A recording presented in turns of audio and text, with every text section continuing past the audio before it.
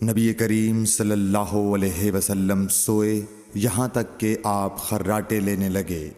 پھر آپ نے نماز پڑھی، اور کبھی راوی نے یوں کہا کہ آپ صلی اللہ علیہ وسلم لیٹ گئے، پھر خراٹے لینے لگے۔ پھر آپ صلی اللہ علیہ وسلم کھڑے ہوئے، اس کے بعد نماز پڑھی۔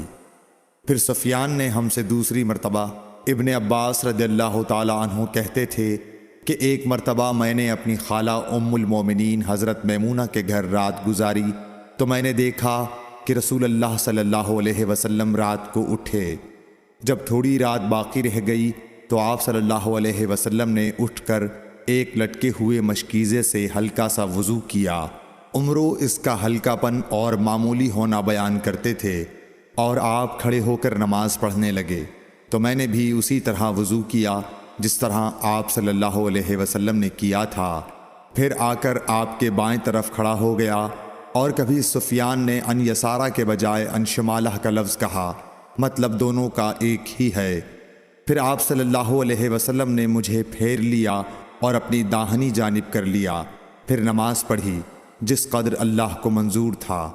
پھر آپ لیٹ گئے اور سو گئے حتیٰ کہ خراٹوں کی آواز آنے لگی۔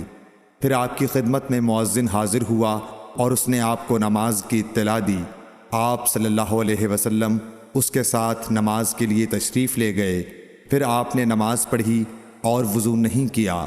سفیان کہتے ہیں کہ ہم نے عمرو سے کہا، کچھ لوگ کہتے ہیں کہ رسول اللہ صلی اللہ علیہ وسلم کی آنکھیں سوتی تھیں، دل نہیں سوتا تھا۔ عمرو نے کہا، میں نے عبید بن عمیر سے سنا، وہ کہتے تھے کہ انبیاء علیہ السلام کے خواب بھی وہی ہوتے ہیں۔ پھر قرآن کی یہ آیت پڑھی، میں خواب میں دیکھتا ہوں کہ میں تجھے ذبح کر رہا ہوں۔